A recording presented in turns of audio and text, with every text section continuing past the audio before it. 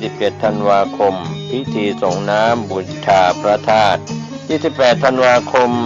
พิธีส่งพระธาตุภายในงานมีกิจกรรมฟังธรรมเวียนเทียนตักบาตรเป็งพุทธบูชาพระอุปคุตแสงจันทร์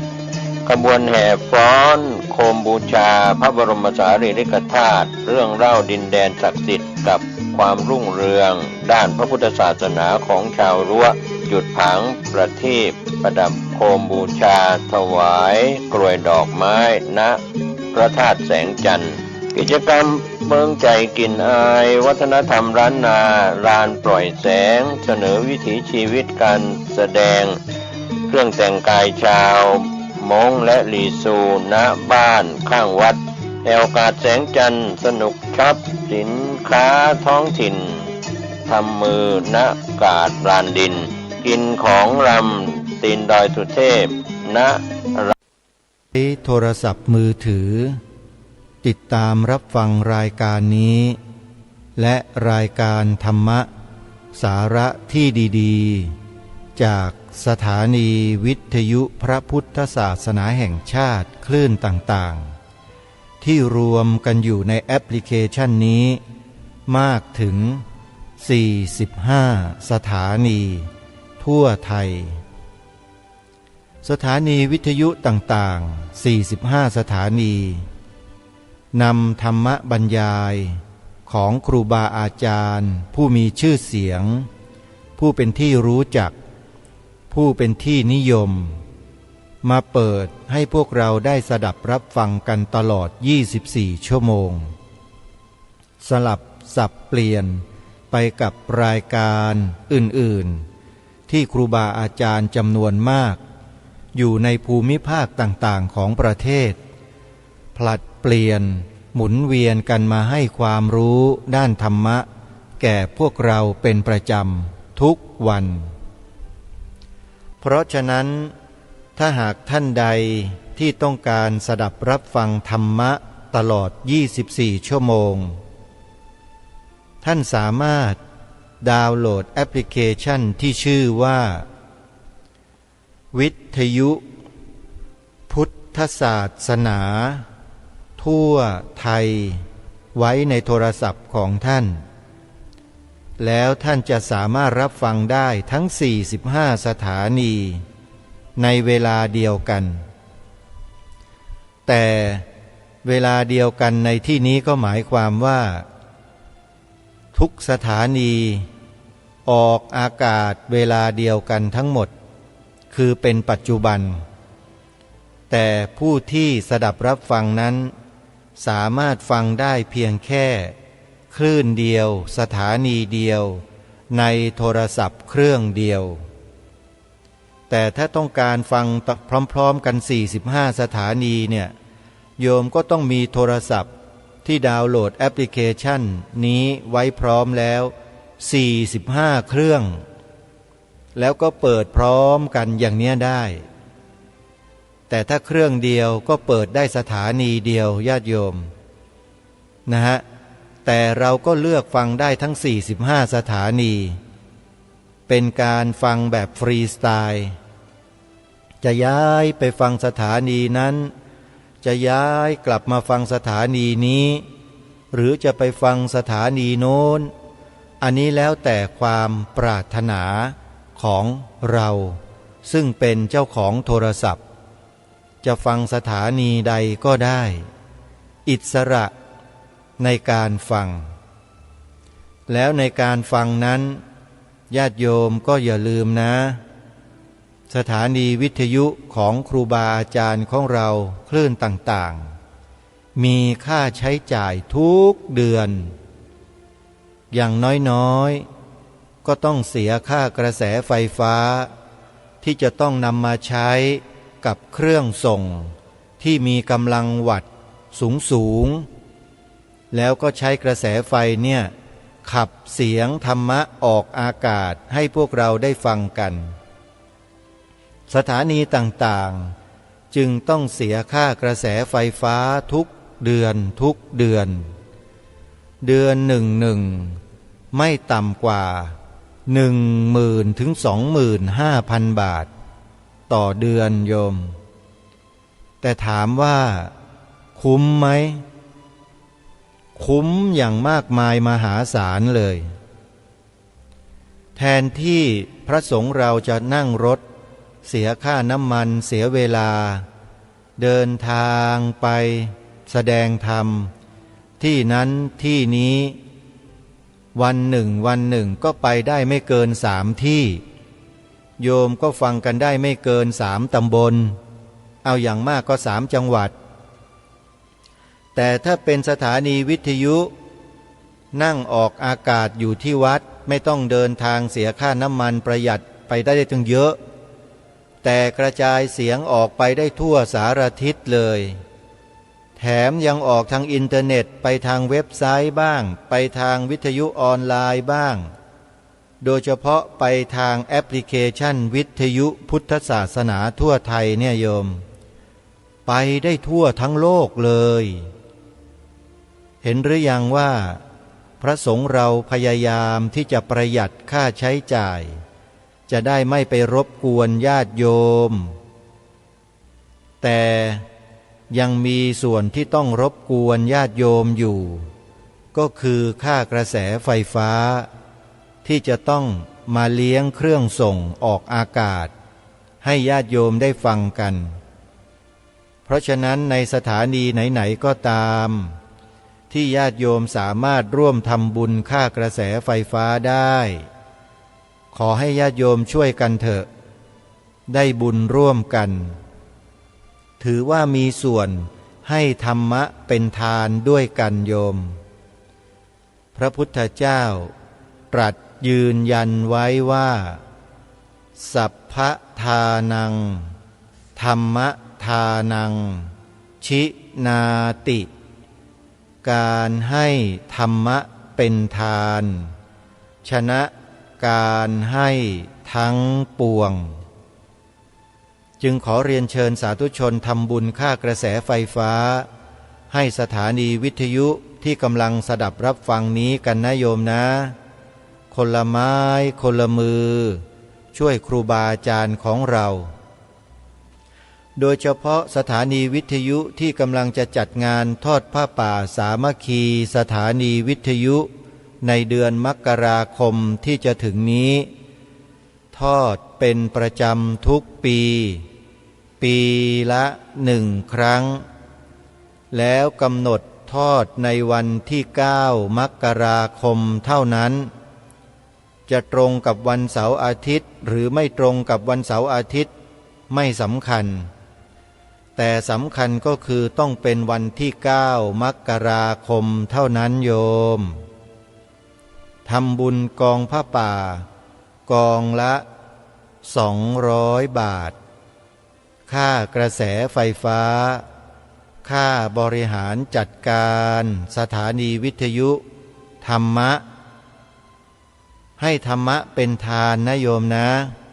ชนะการให้ทั้งปวงเพราะฉะนั้นวันที่9 มกราคมเดือนหน้าที่จะมาถึงนี้จึงขอเรียนเชิญญาติโยมทำบุญทอดผ้าป่าสถานีวิทยุให้แก่สถานีวิทยุวัดบ้านปลาคูนสถานีวิทยุวัดบ้านปลาคูนตั้งอยู่ภายในวัดบ้านปลาคูนตำบลท่าหาดยาวอำเภอโพนทรายจังหวัด101ขอเรียนเชิญญาติโยมร่วมบุญกันทอดผ้าป่าสถานีวิทยุวัดบ้านปลาคูนนะโยมนะจดหมายเลขโทรศัพท์ร่วมบุญกับทางวัดบ้านปลาคูนได้ที่หมายเลข0811839690หมายเลขโทรศัพท์วัดบ้านปลาคูนนะโยมนะ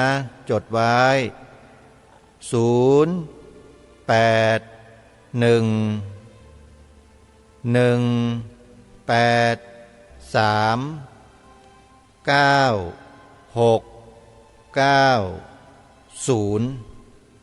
0811839690 ร่วมทำบุญกันวันที่9 มกราคม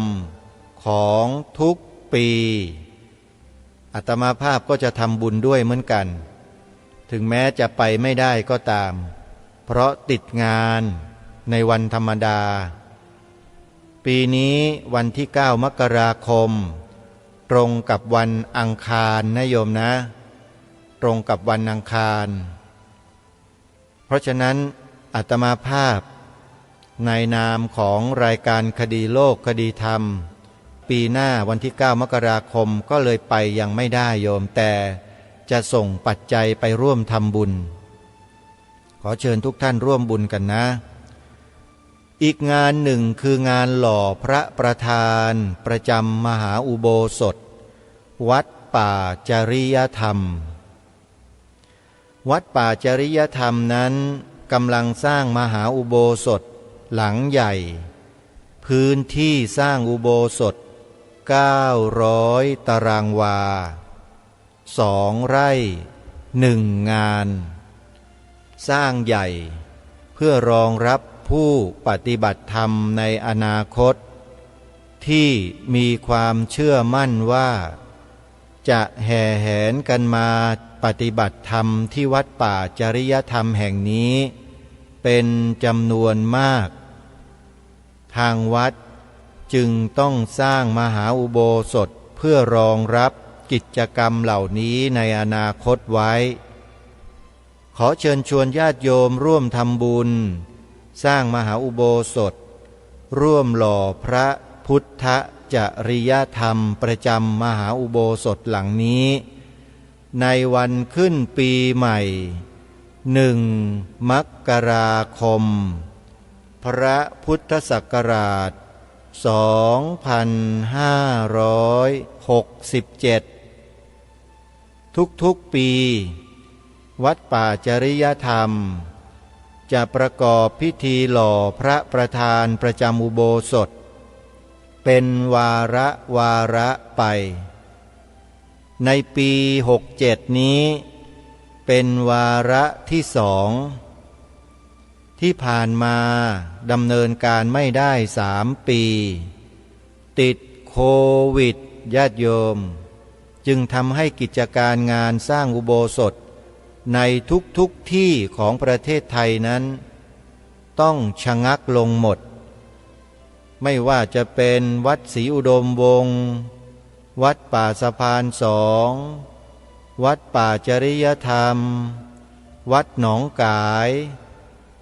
ชะงักหมดเลยเพราะฉะนั้นปีนี้เป็นต้นไปขอให้เราตั้งใจนะโยมนะร่วมด้วยช่วยกันผลักดันให้งานพระศาสนาเดินไปข้างหน้าเพราะพระสงฆ์ในยุคนี้ท่านขยันขันแข็งเอาใจใส่งานพระศาสนากันมากวัดป่าจริยธรรมก็เป็นอีกวัดหนึ่งที่ทำหน้าที่เป็นที่ประจักษ์แก่พวกเราเพราะฉะนั้นในช่วงงานส่งท้ายปีเก่าต้อนรับปีใหม่ที่วัดป่าจริยธรรมจัดปฏิบัติธรรม7 คืน 8 วันด้วยนะโยมนะใครจะสมัครร่วมปฏิบัติธรรมสวดมนต์ข้ามปีหล่อพระประธานประจำมหาอุโบสถพระพุทธจริยธรรมได้เลยโยมขอเชิญนะใครไปจะได้บุญหลายต่อหลายเท่าเลยเบอร์โทรศัพท์ของวัดป่าจริยธรรมที่จะโทรถามรายละเอียดหมายเลข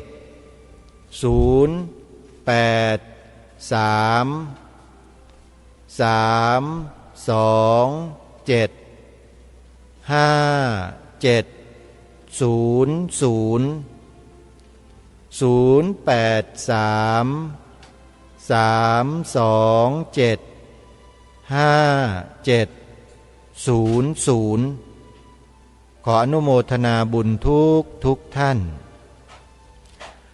อุโบสถรูปทรงเจดีย์พุทธคยาอีกแห่งหนึ่งที่ทางรายการขอเชิญชวนพวกเราสาธุชนทุกท่านร่วมเป็นเจ้าภาพจัดสร้างให้แล้วเสร็จ อุโบสถหลังนี้เมื่อแล้วเสร็จแล้วเนี่ยนะโยมจะมีความปลาบปลื้มปีติยินดีมากเพราะเป็นอุโบสถที่สวยงามจริงๆได้จำลองแบบเจดีย์พุทธคยาที่ประเทศอินเดียมาไว้ที่นี่แล้วใช้ทำเป็นโรงอุโบสถทำสังฆกรรมของสงฆ์ได้อีกด้วยมีประโยชน์หลายอย่างจึงขอเรียนเชิญสาธุชนร่วมบุญกันนะโยมนะสร้างอุโบสถรูปทรงเจดีย์พุทธคยาที่วัดหนองกายตำบลสันป่ายางอำเภอแม่แตงจังหวัดเชียงใหม่หมายเลขโทรศัพท์ติดต่อเพื่อที่จะร่วมบุญกับทางวัดหนองกาย081เบอร์ใหม่นะโยมอันนี้เป็นเบอร์ของวัดหนองกายเบอร์ใหม่081-765-6469และอีกเบอร์หนึ่ง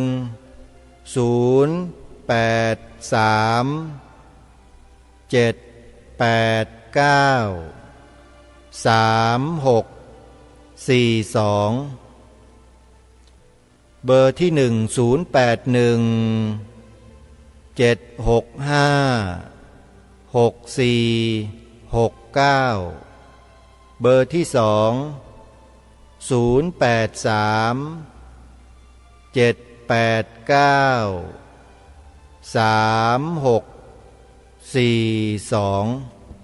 ร่วมบุญกันโยมครูบาอาจารย์เหล่านี้ท่านเสียสละชีวิตตนเองมารับตำแหน่งเจ้าอาวาสแล้วท่านไม่ได้เป็นเจ้าอาวาสธรรมดาเป็นเจ้าอาวาสที่มีวิสัยทัศน์กันทั้งนั้นเลยสร้างกิจกรรมงานบุญงานกุศลทั้งหลายทั้งปวงเพื่อประโยชน์สุขของปวงประชาชนเราทั้งนั้นนำพาให้พวกเราศึกษาเรียนรู้ธรรมะผ่านสื่อวิทยุกระจายเสียงทุกวันไม่ว่าจะเป็นวัดหนองกายวัดฝายหินวัดศรีอุดมวงศ์วัดป่าจริยธรรมวัดสวนป่าดอนยานางวัดอารามมงคลวัดบ้านปลาคูนและวัดสามชุกสุพรรณบุรีครูบาอาจารย์เหล่านี้ญาติโยมทำบุญแล้วโยมจะได้อานิสงส์แห่งบุญเยอะมากเพราะท่านทำประโยชน์เพื่อพระพุทธศาสนาต่อเนื่องทุกวันไม่เคยขาดโยมสื่อโทรทัศน์ทีวีเขาไม่นำพระดีๆเหล่านี้ออกสื่อหรอกโยมเขาเอาแต่พวกเลวๆระยำออกสื่อให้พวกเราเกิดความเสื่อมศรัทธาให้ชาวพุทธที่ไม่มีความรู้เสื่อมศรัทธาทุกวันสื่อประเภทนี้อาตมาภาพให้ฉายาว่าไอ้พวกสื่อแมลงวันมันไม่ได้นำสิ่งดีๆมานำเสนอหรอกไปดูสิฮะเสนอข่าวแต่ละวันมีข่าวดีบ้างไหมเล่ามีแต่ข่าวไม่ดีทำให้จิตใจเราเสียทั้งนั้นเลยโดยเฉพาะไอ้สื่อไหนที่ชอบนำเอาภาพของพระสงฆ์ที่กระทำไม่ดีไม่งามมาเปิดโปงมาแฉมากระจายให้คนเกิดความเสื่อมศรัทธาต่อพระศาสนาเนี่ยไม่รู้เหมือนกันว่าญาติโยมไปเปิดดูไอ้สื่อพวกนี้อยู่ได้ยังไงมันทำลายชัดๆไม่ได้สร้างสรรค์อะไรเลยอาตมานี่พูดเรื่องนี้มาตลอดพูดไม่รู้จะพูดยังไงแล้วแต่ด้วยกิเลสของโยมนั่นแหละที่ชอบของพวกนี้เหมือนกับพวกสื่อแมลงวันนั่นแหละมันก็เลยติดเชื้อกันไม่หายสักทีหนึ่งแล้วจะให้พูดยังไงล่ะถ้าไม่พูดแบบนี้ใช่ไหมแล้วจะรู้สึกตัวกันบ้างไหมเล่า รู้สึกเหมือนกันแต่รู้สึกเกลียดรายการนี้ใช่ไหมนั่นก็แปลว่าเพิ่มเชื้อให้กับจิตใจตัวเองมากขึ้นมากขึ้นรู้ตัวกันไว้ด้วยนะพวกชาวพุทธเราที่ติดเชื้อในกระแสจิตทั้งหลายรายการนี้ย้ำมาโดยตลอดแล้วไม่มีรายการไหนในประเทศนี้ในโลกนี้ที่จะพูดจาแบบนี้นะขอบอกไว้ก่อนเตือนกันแบบตรงๆแบบเนี้ยเพราะมีความเห็นใจเข้าใจมีความเมตตากรุณาต่อทุกคนไม่อยากจะให้ตกไปสู่อบายหลังจากตายจากโลกนี้ไปแล้วสงสารจริงๆที่ยังโง่งมงายไปหลงเชื่อสื่อพวกนี้กันอยู่สื่อดีๆที่ครูบาอาจารย์ท่านทำอยู่สถานีวิทยุพระพุทธศาสนาบำรุงปรุงจิตใจของเราให้เกิดกุศลอยู่ตลอดเวลาแต่เราไม่นำพากันไม่สนใจกันแต่เวลาสื่อแมลงวันนำเสนอสิ่งเลวๆชั่วๆทำให้เสื่อมศรัทธาในพระศาสนาเสื่อมศรัทธาในพระสงฆ์เนี่ยดูกันจังเลยชอบกันจังและจะไม่ให้ว่าได้ยังไงใช่ไหมในฐานะเป็นพระเนี่ยถ้าเป็นชาวพุทธจริงมันต้องฟังแล้วก็ต้องปฏิบัติไม่ใช่มาเถียงจริงไหมล่ะเถียงได้ยังไงก็มันเป็นจริงนี่ไปเสพไปบริโภคมันอยู่นั่นแหละแล้วเสร็จสุดท้ายแล้วก็ติดเชื้อในกระแสจิตแล้วก็มารังเกียจพระสงฆ์ทั่วไปพระสงฆ์รูปอื่นๆมันถูกไหมเล่ามาเกลียดวัดวาอารามเนี่ยมันถูกไหมเล่าจริงไม่จริงท่านผู้ฟังที่มีปัญญามีความคิดอาตมาภาพเนี่ยพูดให้คนโง่ฟังโยมคนโง่ฟังแล้วก็ไม่ค่อยชอบถ้าคนฉลาดคนมีปัญญาเนี่ยเขาฟังแล้วเขาเข้าใจเหตุเข้าใจผลดีเพราะฉะนั้นคนโง่เนี่ยก็จะโกรธรายการคดีโลกคดีธรรมเป็นวรรคเป็นเวรเลยขออภัยนะที่ใช้ภาษาตรงๆโยมเพราะคนเราในยุคปัจจุบันนี้พูดจาอ้อมๆเนี่ยมันไม่ได้เรื่องอะมันไม่มีความรู้สึกรู้สาอะไรเหมือนกับพูดให้พวกควายพวกงัวมันฟังเนี่ยมันไม่รู้สึกรู้สาอะไรหรอกมันต้องใช้ขวานทุบหัวฮะพวกควายเนี่ยมันถึงจะรู้สึกตัวกันโยมอันนี้เรื่องจริงนะอาตมาเคยเห็นเมื่อก่อนนี้อยู่บ้านเป็นเด็กๆเยาวชนอยู่ที่ฉะเชิงเซาเนี่ยมีลุงคนหนึ่งเป็นญาติทางแม่เนี่ยแกเลี้ยงควายอยู่2 ตัวจำได้ชื่อไอ้ขอดนี่ยังจำติดหูอยู่เลยเนี่ยมันดื้อฮะไม่รู้ไปทำอะไรแกเอาสันขวานนี่เคาะกะโหลกปังเรียบร้อยเลยไม่ใช่ตายนะมันเชื่อฟังตั้งแต่บัดนั้นเป็นต้นมาเนี่ยบางทีก็ต้องสอนเหมือนควายนะโยมคนเราบางคนเนี่ยไม่ใช่ทั้งหมดนะโยมขออภัยนะฮะไม่ได้เหมานะอาตมากำลังพูดถึงคนบางคนที่พูดที่บอกอย่างนี้แล้วมาโกรธอาตมาเนี่ยเขาไม่รู้ตัวนั่นน่ะว่าเขาเนี่ยกำลังติดเชื้อในกระแสจิตกันอยู่ปรารถนาดีหวังดีหวังจะให้ได้ดิบได้ดีมีความฟื้นฟูสภาพจิตใจของตนเองที่ไหลไปตามกระแสสื่อแมลงวันไม่มีวันจบวันสิ้นเนี่ยให้กลับมามีความเมตตาสงสารนะที่พูดเนี่ยไม่ได้โกรธเลยอาตมาเวลาสอนเนนก็สอนแบบนี้แหละถามเหตุถามผลบอกเหตุบอกผลให้ฟังแล้วก็ถามเนนว่าใช่ไหมถูกไหมผิดไหมแล้วจะทำยังไงเนนตัดสินใจเองนะทำผิดไหมเล่าผิดแล้วให้ทำยังไงตีถ้าไม่ให้ตีทำอย่างนี้เอาไหม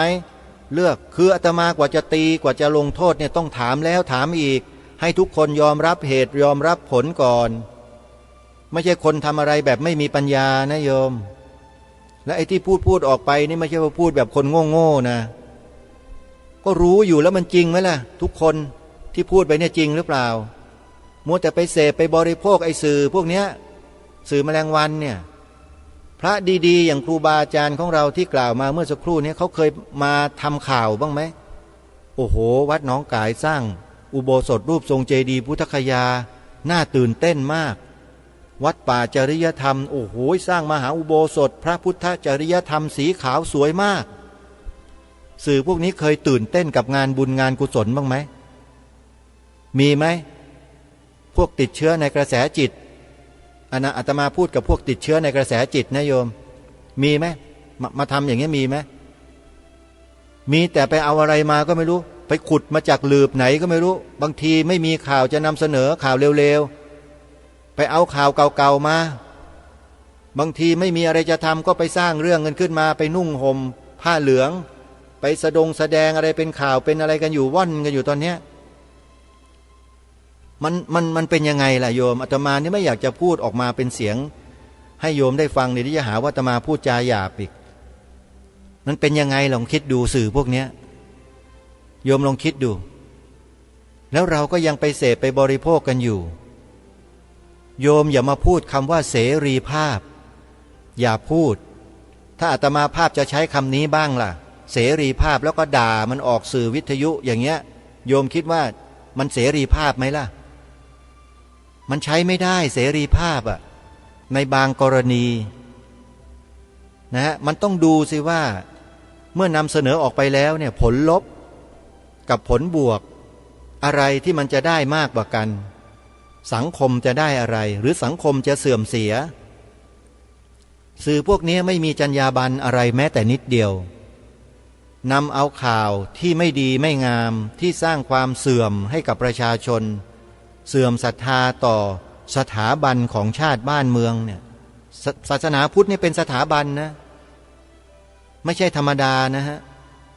และไอ้สื่อเหล่านี้เอาเรื่องของสถาบันคนในสถาบันไปนำเสนอเนี่ยลองคิดดูให้ดีๆนะลองคิดให้ดีว่ามันเป็นสื่อที่ควรส่งเสริมสนับสนุนไหมเล่าแล้วพวกติดเชื้อในกระแสจิตทั้งหลายว่าไงที่คอยแต่จะด่าว่ารายการคดีโลกคดีธรรมอยู่ทุกวันเนี่ยสำนึกกันบ้างไหมสำนึกไหมล่ะวันนี้ต้องขอขมากราบขอขมาครูบาอาจารย์ทุกรูปนะครับพระเถรานุเถระแล้วก็ขอขมาญาติโยมพวกเราทุกท่านทุกคนด้วยอาตมาภาพมีเจตนาเลยแหละที่จะต้องกล่าวเช่นนี้กับพวกสื่อแมลงวันแล้วก็พวกติดเชื้อในกระแสจิตทั้งหลายที่ไม่ยอมพัฒนาตัวเองขึ้นมาให้มันสูงสักทีหนึ่งมัวแต่พัฒนาให้มันต่ำลงอยู่นั่นแหละแล้วก็มาบลูรี่พวกเดียวกันเองทำลายพวกเดียวกันเองด้วยความคิดที่ติดเชื้อในกระแสจิตมาจากสื่อเหล่านั้นเรียกว่าชอบติเรือทั้งโกลนติเรือทั้งโกลนโยมภาษิตโบราณท่านว่าไว้คือมันติหมดมันบอกว่าไม่ดีหมดเลยเห็นพวกสื่อแมลงวันมานำเสนอแบบนี้มันเหมาหมดเลยเขาเรียกว่าเหมาโหลภาษาสมัยใหม่ติเรือทั้งโกลนก็คือเหมาโหลนั่นเองคือมันเหมาหมดเลยว่าพระในเมืองไทยทั้งประเทศเนี่ยไหวไม่ได้แล้วเสื่อมหมดแล้วอย่างนู้นอย่างนี้นี่คือไอ้พวกติดเชื้อในกระแสจิตมันว่ากันและอาตมาก็ว่าไอ้พวกนี้แหละไม่ได้ว่าคนอื่นที่ดีอยู่แล้วมีปัญญาคิดมีเหตุมีผลอย่ากระทบกระเทือนนะโยมอาตมากำลังจะกวาดพวกนี้ให้มันไปกองรวมกันอยู่แล้วเดี๋ยวจะชวนญาติโยมไปทำชาปนกิจกันสักวันหนึ่ง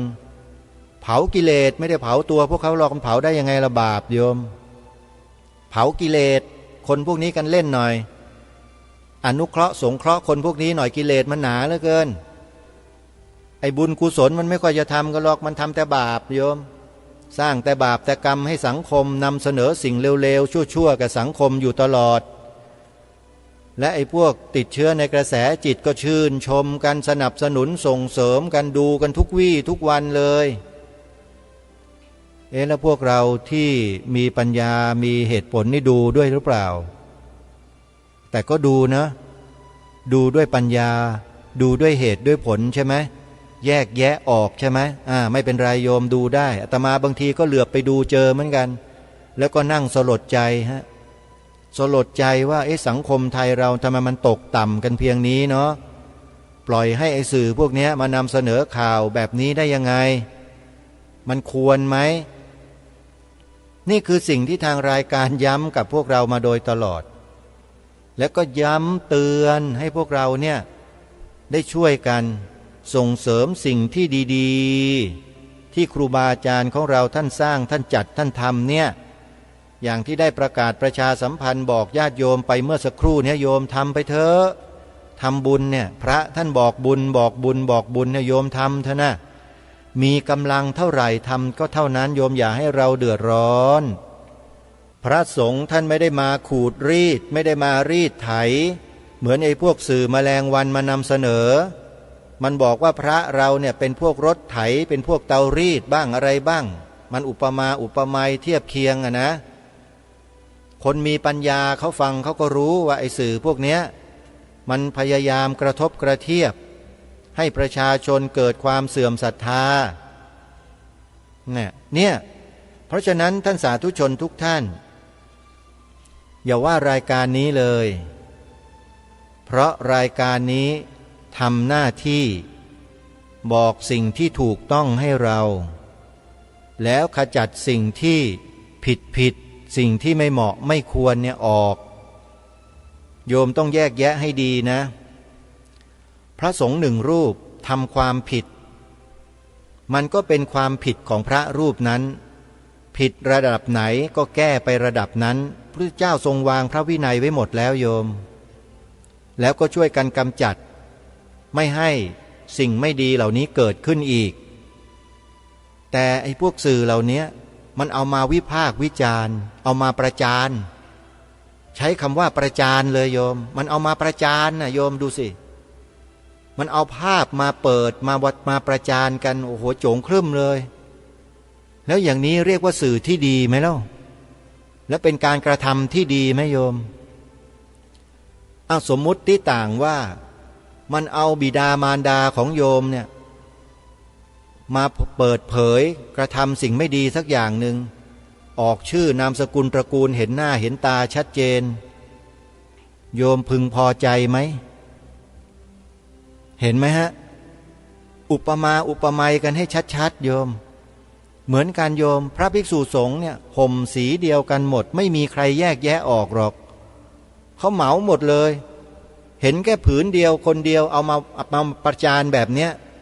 มันก็หมดแล้วโยมพระสงฆ์ไม่กล้าออกไปข้างนอกไม่กล้าขึ้นรถไฟฟ้าไม่กล้าขึ้นรถโดยสารสาธารณะรถเมล์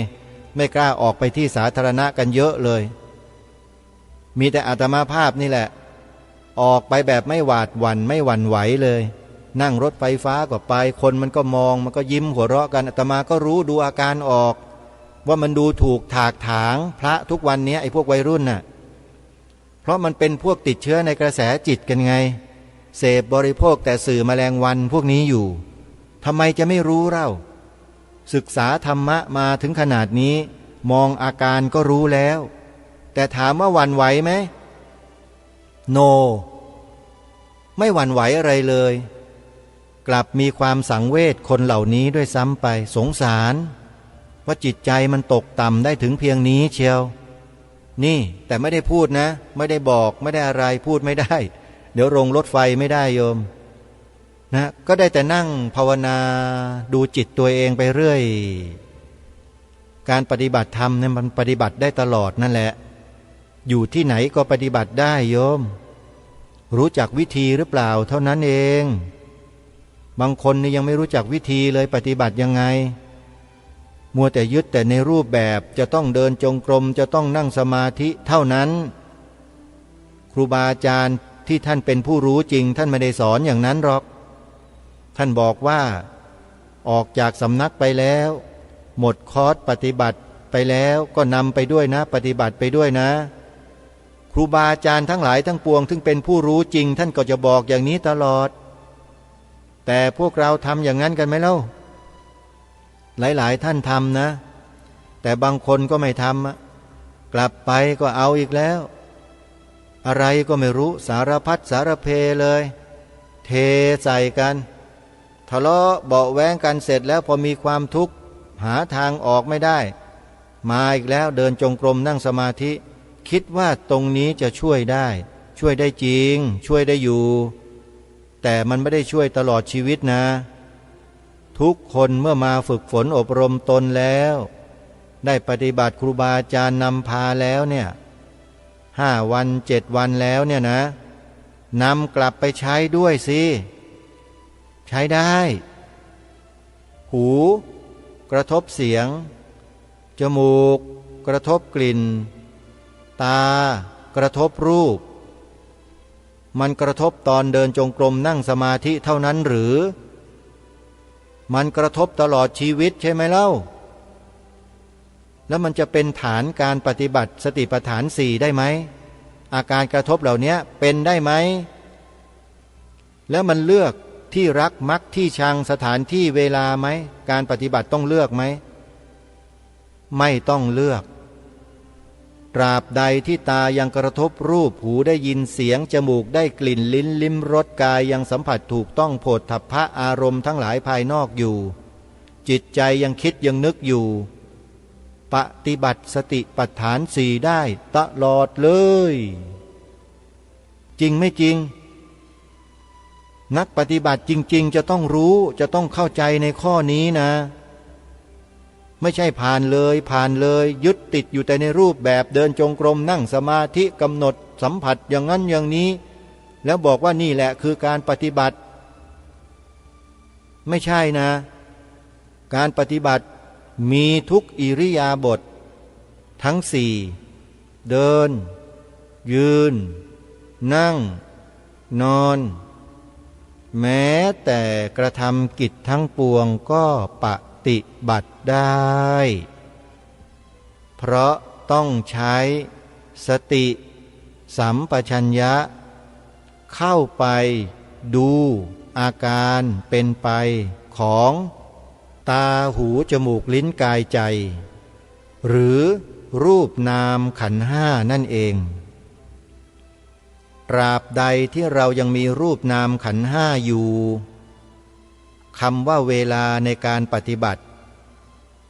มันมีตลอดเวลาไม่ได้จำกัดไว้เฉพาะ8 โมงเช้าบ่ายโมง4 โมงเย็น2 ทุ่มเหมือนกับที่เขากำหนดกันไว้ตามสำนักต่างๆไม่ใช่โยมอันนั้นคือการฝึกฝนในเบื้องต้น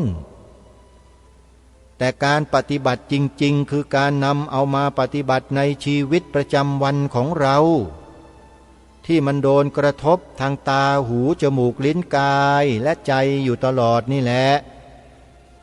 ธรรมะมันมาปรากฏอยู่ตลอดเวลาให้เราได้ศึกษาเรียนรู้เขาธรรมที่เป็นกุศลธรรมที่เป็นอกุศลธรรมที่เป็นอัพยากฤิตเห็นไหมกุศลธรรมาอกุศลธรรมาอัพยากตาธรรมาอุเบกขาอะไรก็แล้วแต่เวทนาต่างๆเป็นสภาวะที่ทำให้เราพิจารณาในสติปัฏฐานสี่ทั้งนั้นเลยฐานสี่มีอะไรบ้างกายเวทนาจิต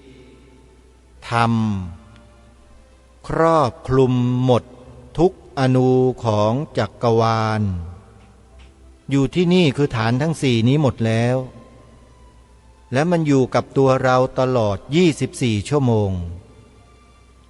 ธรรมะเกิดขึ้นกับเราตลอดแต่เราไม่สำเนียกไม่ใช้สติสัมปชัญญะเข้าไปกำหนดรู้ดูอาการเป็นไปให้ชัด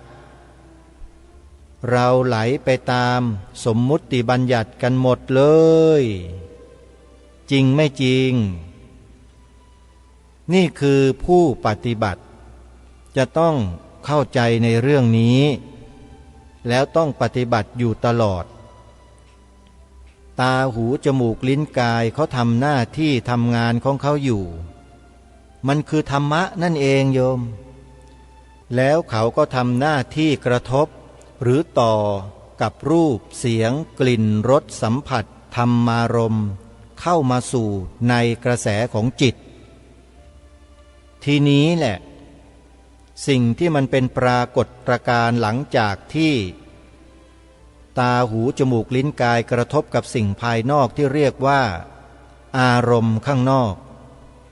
มันเกิดอะไรขึ้นล่ะหลังจากกระทบนั้นตรงนี้แหละ ที่องค์สมเด็จพระสัมมาสัมพุทธเจ้าตรัสสอนพวกเราไว้ให้เจริญสติปัฏฐานสี่เนืองคือเจริญสติดูอาการเป็นไปของรูปเวทนาสัญญาสังขารวิญญาณในฐานทั้งสี่คือกายเวทนาจิตธรรมถ้าไม่ศึกษาไม่ฟังครูบาอาจารย์อธิบายเรื่องนี้เราจะทราบจะรู้กันไหมว่าฐานทั้งสี่นี้มีองค์ธรรมคืออะไรบ้างกายมีองค์ธรรมคืออะไรก็แปลว่าหมายถึงอะไรพูดง่ายๆภาษาของเราเนี่ยนะกายหมายถึงอะไรเวทนาหมายถึงอะไรจิตหมายถึงอะไรธรรมหมายถึงอะไรไอ้คำว่าหมายถึงอะไรหรือคำตอบทั้งหลายทั้งปวงถ้าท่านต้องการคำตอบโดยละเอียดท่านต้องไปดูในอภิธรรมมัทธสังคหะท่านจะรู้เลยโดยเฉพาะในปริเฉดที่9ที่เขาเล่าเรียนกันอยู่ในชั้นมัชฌิมโทมีเรื่องสมถะวิปัสสนาและปฏิจจสมุปบาทปริเฉดนี้ขอบอกได้เลยว่าถ้าใครตั้งใจศึกษาเล่าเรียนแล้วภาวนาไปด้วยนะสุดยอดมากได้ผลเกินคาดเลยไม่ใช่หมายความว่าสอบได้ที่หนึ่งนะได้ผลเกินคาดก็คือเกิดความรู้ความเข้าใจในขณะที่ศึกษาเล่าเรียนนั้นด้วยปริยัติกับปฏิบัติต้องไปคู่กันตลอดนะโยมอย่าไปเอาแต่ปริยัติท่องบ่นเป็นนกแก้วนกขุนทองสอบได้ที่หนึ่งอย่างเดียวนะโยมนะถ้าเรียนแบบนี้ผิดวัตถุประสงค์นะโยมมุ่งแต่จะสอบได้ที่หนึ่งไปโกงกันในห้องสอบเนี่ยอย่าคิดว่าไม่มีนะ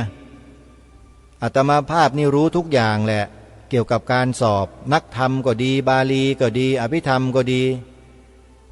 สลดใจมากเกี่ยวกับเรื่องนี้ขอบอกได้เลย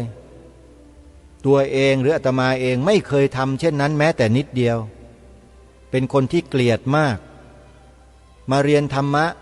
สนใจธรรมะแล้วมาทำทุจริตทำอกุศลทำบาปทำกรรมขึ้นเสียเองไอ้อย่างนี้เขาเรียกว่าอะไรล่ะ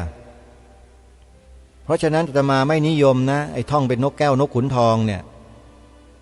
ท่องแล้วบ่นแล้วต้องทำการวิเคราะห์ศึกษาในข้อธรรมนั้นๆเทียบเคียงน้อมเข้ามาใส่ตัวโอปนญิโกด้วยในขณะที่เรียนน่ะต้องน้อมเข้ามาใส่ตัวตลอดกายเวทนาจิตธรรมองค์ธรรมของเขาคือต้องมาเทียบเคียงกับสภาวะที่เป็นจริงที่เกิดขึ้นในจิตในกายในรูปของเรานี้ด้วยมันถึงจะเห็นพอเห็นแล้วทีนี้แหละตากระทบรูปหูได้ยินเสียงจมูกได้กลิ่นลิ้นลิ้มรสกายสัมผัสถูกต้องอาการที่ปรากฏนั้นโอ้ยตรงตามที่พระอภิธรรมมัทธสังคหะกล่าวไว้จริงๆด้วยเห็นชัดเจนเลย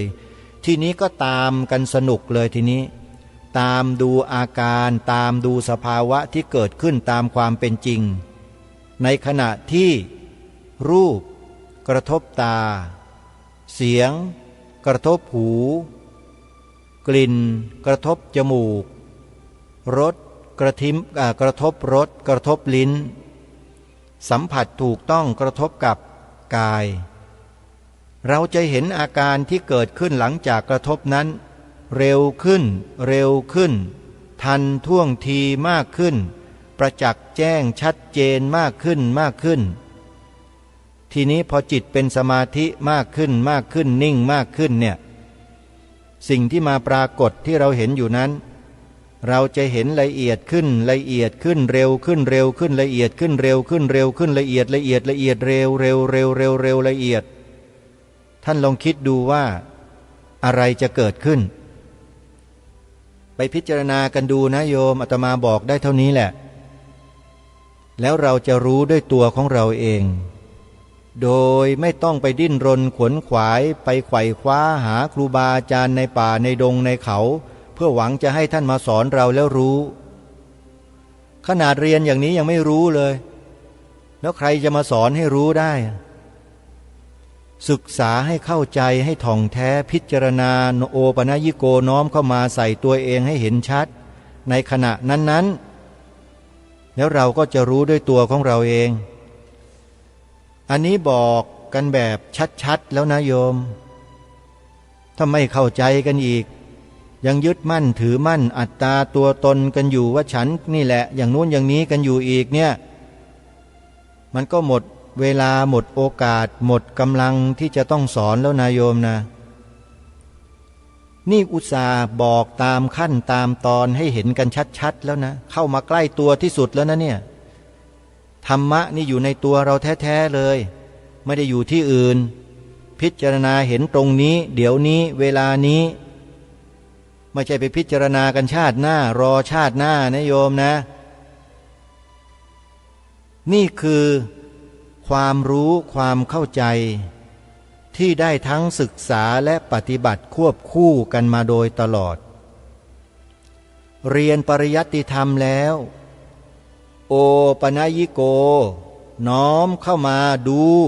อาการเป็นไปที่อยู่ในกายรูปนามจิตของเรานี่ด้วยนี่เขาเรียกว่าปริยัติกับปฏิบัติเป็นสองที่เราเคยท่องกันจำได้ไหมจำได้ไหมโยมธรรมะคือคุณากรส่วนชอบสาครจำได้ไหมฮะเดี๋ยวนี้ไม่ท่องกันแล้วไม่รู้เป็นอะไรกันประเทศไทยเกิดอะไรขึ้นอักเสบเหรอสิ่งดีๆเหล่านี้ที่บรรพชนบรรพบุรุษสืบสารรักษาต่อยอดมาหายไปไหนหมดนำกลับมาเถอะเราก็ได้แต่พูดแต่บอกนะโยมทำอะไรไม่ได้ทั้งที่รู้ทั้งที่เห็นอยู่แต่พูดไปเดี๋ยวก็โดนหาว่าพูดการเมืองอีกมันเป็นซะอย่างนี้นะไอ้คนไทยเราเนี่ยไอ้พวกโลกสวยอ่ะพวกโลกสวยเนี่ยมักจะติดเชื้อในกระแสจิตกันนะโยมเชื่อไหม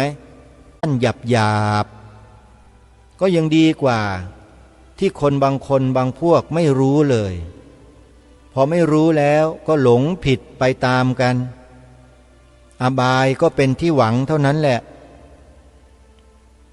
นี่คือเนื้อหาสาระในวันนี้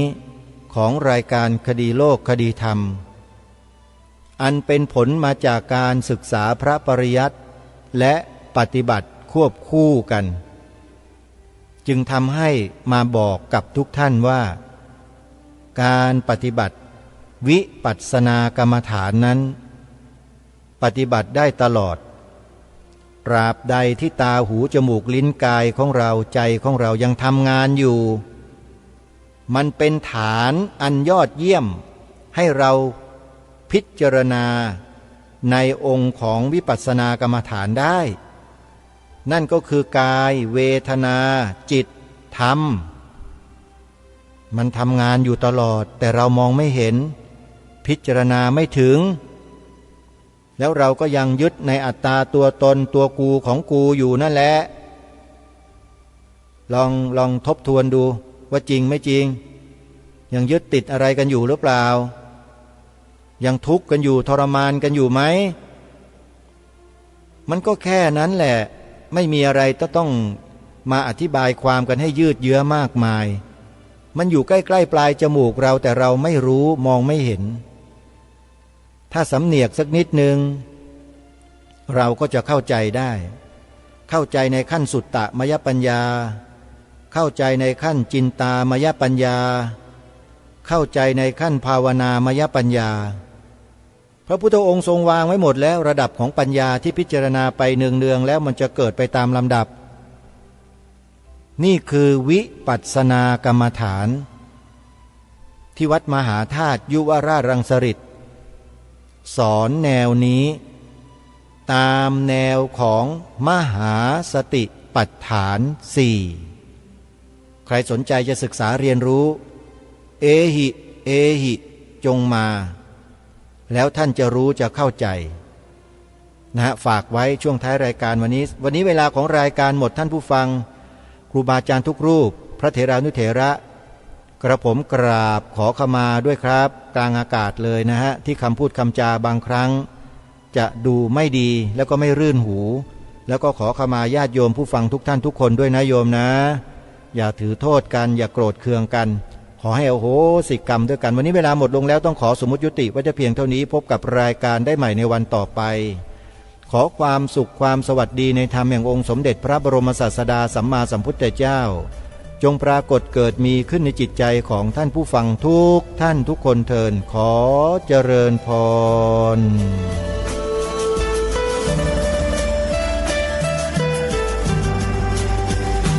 กล้าคิด